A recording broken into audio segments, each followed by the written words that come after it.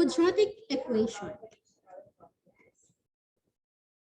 Quadratic equation in one variable x, it is an equation that can be written in the form ax squared plus bx plus c equals 0, where yung a, b, and c are real numbers, and yung a natin, it should not be equal to 0.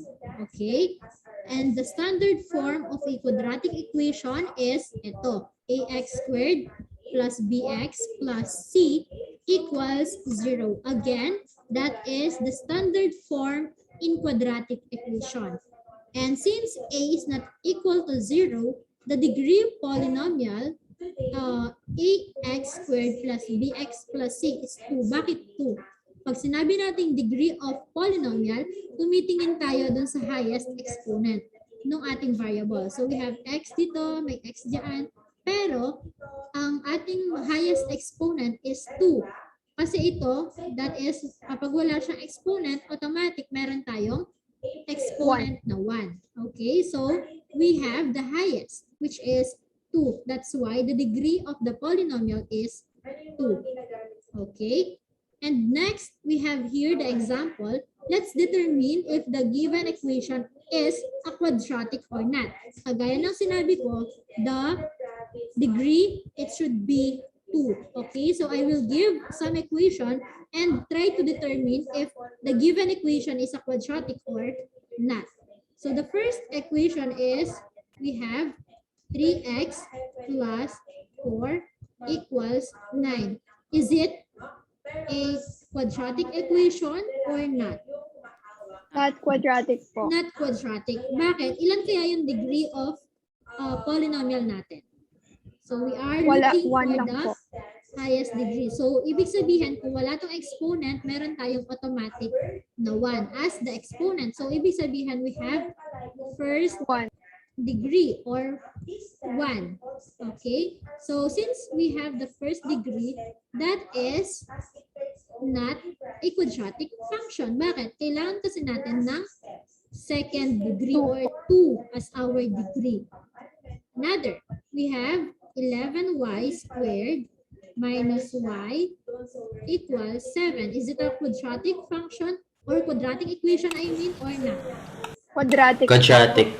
Very good. So it's quadratic. Okay.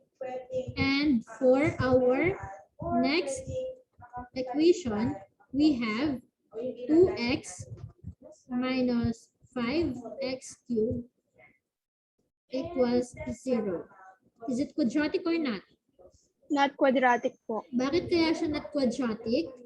Kasi 3 po yung highest na degree Kung po. titignan natin, ito yung exponent natin, that is under third degree. Okay? So, hindi siya quadratic. Kasi, ulitin ko, ang quadratic, that is second degree. Another equation. We have 7z minus 1 squared plus 19 equals 0. Quadratic po. Quadratic po. Very good. Nakakatakot naman yung boses ni Eman. Okay, that is a quadratic. So, nalilito pa ba in identifying or in determining if the given equation is a quadratic or not?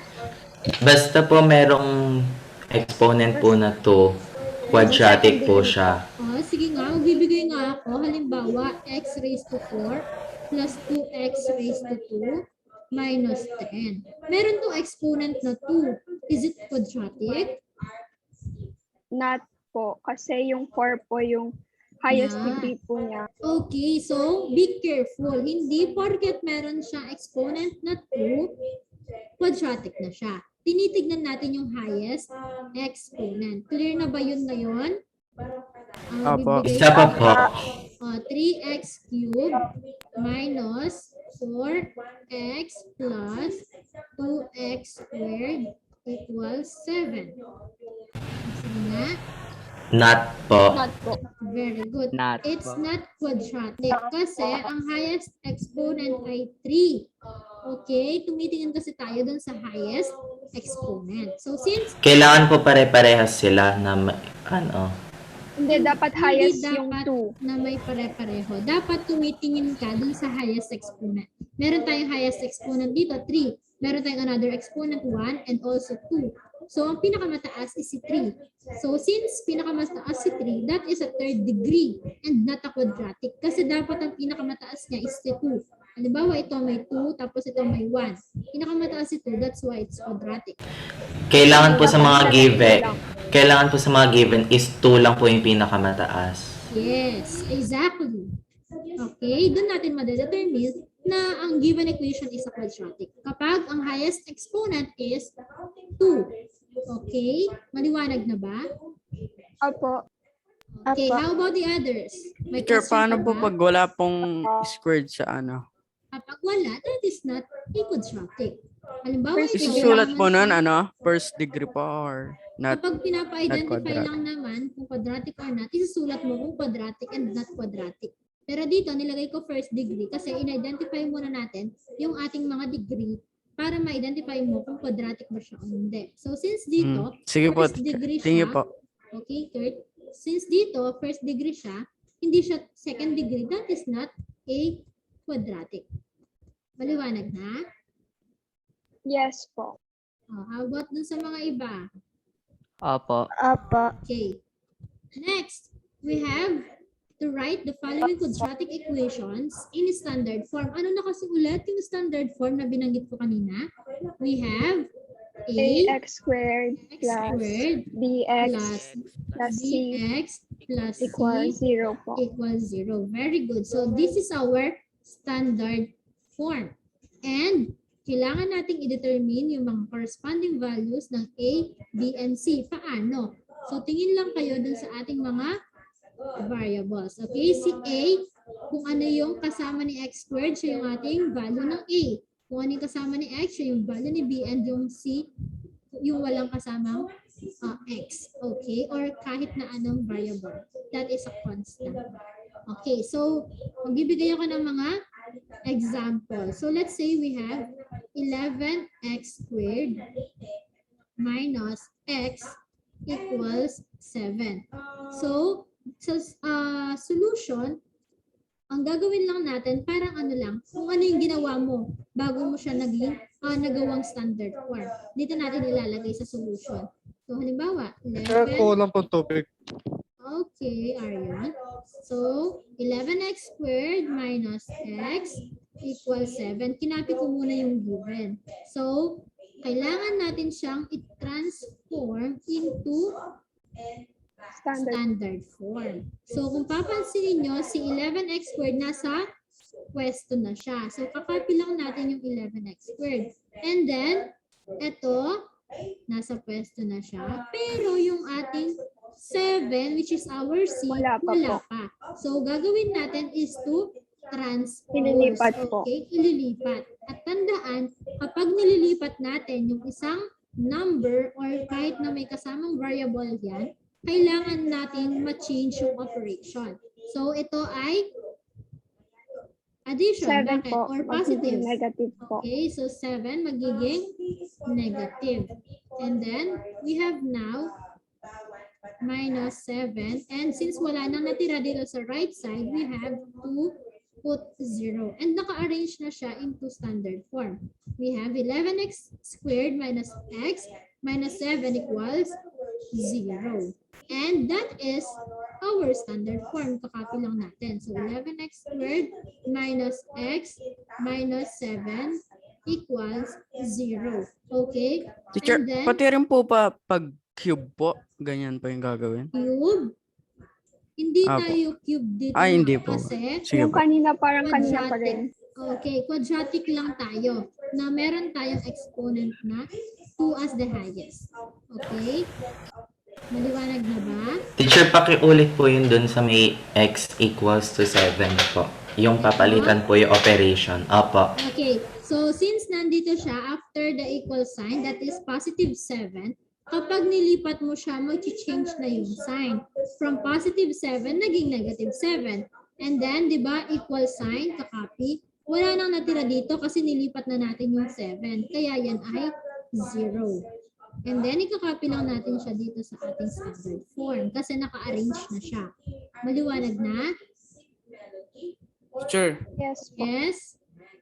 pag po ba -7 po siya, pag nilipat po siya dun sa Kabila.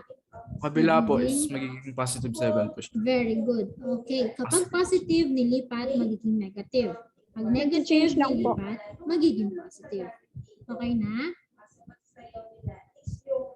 Steven, okay na, nak? Opo. Sige. Pag po yung x yung nilipat, magiging positive po. Negative siya. Depende lang sa sign na. Okay? Okay na, Eman? Now, let's determine the corresponding values of A, B, and C. So, yung A natin, like what I've said, yun yung may kasamang x squared. So, ano yung kasama ni x squared? We have 11 po. And then yung B natin, yun yung kasama ni x. Pero wala siyang kasama. Negative x lang siya. Diba? Hindi yan 0.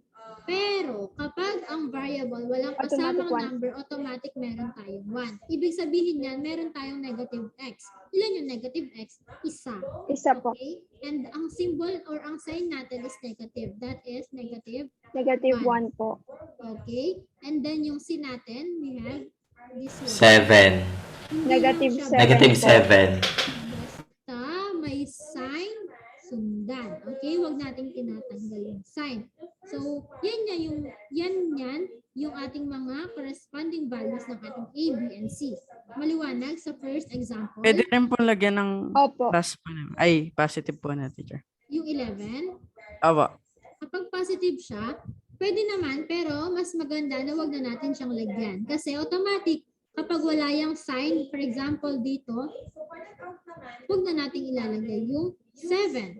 Pero pwede naman siya kapag positive. Kaso kasi minsan, kapag wala siyang sign, automatic, that is a positive. Okay? Okay na? Opo. Now, let's have another example.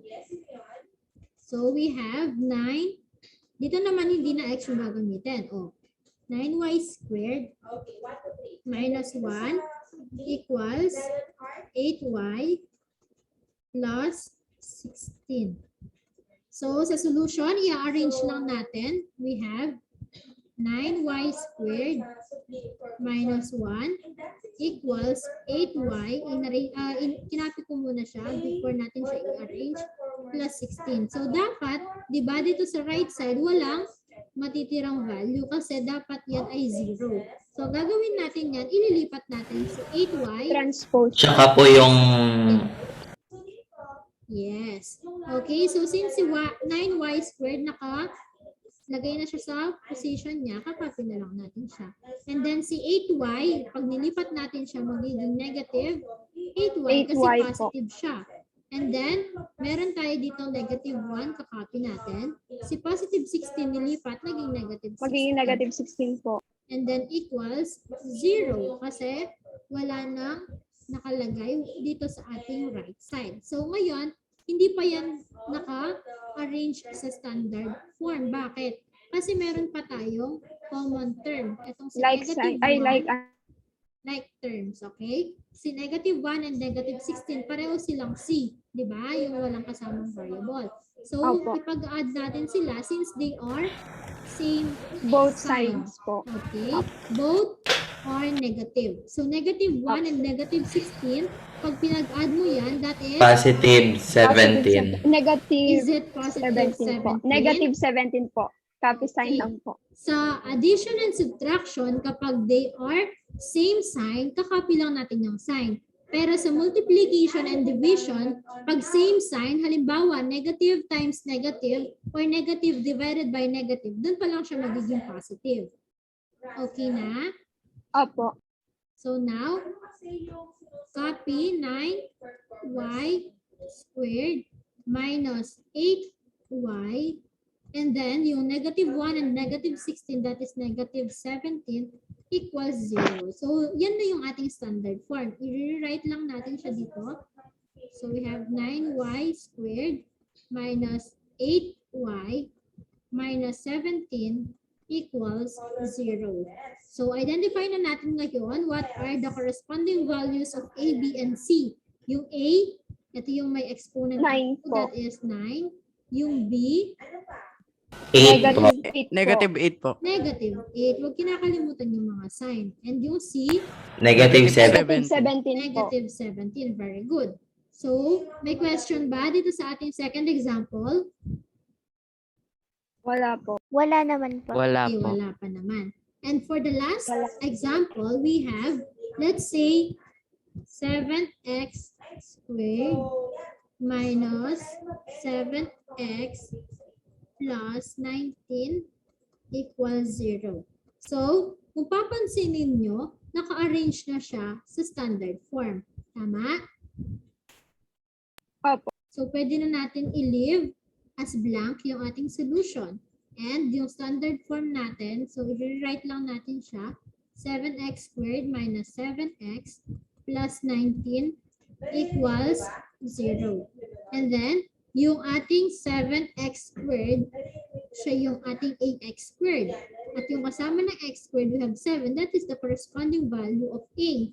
And then yung B natin is, Negative 7 Negative po. 7 po. and then yung Ah, C, teacher, Positive ano po ano 19 po. yung solution nun? wala Hindi na, na wala na tayong magiging solution kasi hindi na natin siya isa-solve. Naka-arrange na kasi siya into standard form. Teacher, kailangan po ba equal 0 po lahat? Yes. Kasi yung standard form natin, ax squared plus bx plus c equals 0. Okay na, Shamela? Okay na, Nak? Opo, okay na po. Okay. So, yan yung ating mga examples on how to transform yung mga quadratic equations into standard form and to determine their corresponding values dun sa A, B, and C. Okay? Now, a solution to an equation is a value of the variable for which the equation is true. The set containing all of the solutions of an equation is called the solution set of the equation.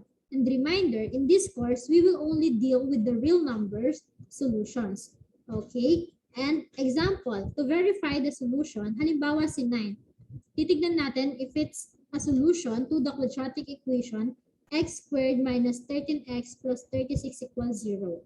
So, ang gagawin lang natin is to substitute yung 9 dun sa mga makikita nating variable na x. So, magiging 9 squared minus 13, yung x which is papalitan ulit natin ng 9 and then copy plus 36 equals 0. Okay? So, pag sinolve natin yan, 9 squared that is equal to 81. 1. And then minus 13 times 9, ilan? 13 times 9, that is 117 po. 20. Ay, 107. 17 po. 15. And then Apo. plus 36 equals 0. So, yung parehong positive, we have 81 and 36. So, pag-add natin sila, 81 plus 36, that is 117. 117 po. And then copy 107, minus 117, ito yon. So, 117 minus 117, that is equal to 0. Okay, so, kapag nag-equal yan sa 0, ibig sabihin, 9 satisfies the equation x squared minus 13x plus 36 equals 0. Ibig sabihin, 9 is a solution to this quadratic equation. Maliwanag? Opo. Okay. How about this one? Negative 1 is not a solution to quadratic equation. Bakit? Kasi nung sinubstitute natin siya, yung nakuha nating value dito sa left side is not equal to 0. Therefore, negative 1 is not a solution to this quadratic equation. Okay, so let's solve. Yung x, papalitan natin ng negative 1. And then, squared minus 13, palitan ulit natin yung x ng 1, or negative 1. And then, plus 36 equals 0. So, negative 1 squared, that is positive 1. 1 Kasi, po. negative 1 times negative 1, that is positive 1. Positive 1. And then, Negative 13 times negative 1. So they are both negative. Sa multiplication, magiging positive. Positive po. And then plus 36. So 1 plus 13, that is 14, plus 36 is 50, and 50 is not equal to 0. 0. Liwanag? Opo. Okay. And in writing a solution set, we use a pair of braces to denote a set and list down all of the solutions inside the pair of braces if at all possible. Halimbawa, we have, if a quadratic equation has two solutions, let's say x sub 1 and x sub 2, then the solution set may be written as ito. Okay, we can use pair of braces, parentheses, and so on. Yung mga grouping symbol. Okay, so dito pwede naman natin gawin na parentheses tapos x sub 1 and x sub 2, or ito, x sub 1 and then x sub 2. Teacher, Yes? lalagyan pa po ba ng SS tapos yung dalawang ganun po tapos ilalagay Pwede po rin yung naman, or Okay po. solution set kasi that is for shortcut, SS. Solution set tapos equals or yung colon tapos yung mga solutions. And Okay then po. if a quadratic equation has only one solution, syempre ganyan, or ganito, x sub 1. And then if a quadratic equation has no real solution, pwede natin isulat as ganito, yung walang laman, or yung 0 tas may hati. Okay, that symbol is read as the empty set or null set. May question? Wala po. Magulo po. Magulo. Okay, ulitin ko. Kapag dalawa yung solutions, ganito yung gagawin natin. May braces, and then ilalagay lang natin yung solutions. So, dito ni-represent ko lang siya as x sub 1 and x sub 2. So, pwede natin gamitin yung parentheses or these braces.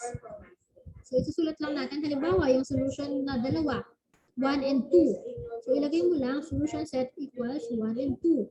Tapos, kapag isa lang naman yung solution, ito lang. Halimbawa, 1 lang siya. Ilagay mo lang 1. And then, kapag wala Teacher, naman, pwede po yung gumawa pwede na mong example po. gamitin ito, pwede mong gamitin ito. Example, halimbawa, yung 9 kanina, ito. Di ba 9 is a solution to this quadratic equation? Ibig sabihin, Opo. isa lang yung 9. So, pwede nating sabihin na solution set equals, tapos yung braces, and then yung 9. Yan. So, yan na yung ating solution set. So, pinapakita lang dito na kung paano natin isulat in writing a solution set. Okay? Okay Clear po. na? Clear na, Kurt? Sa akin po. Okay na po. Okay, so that ends our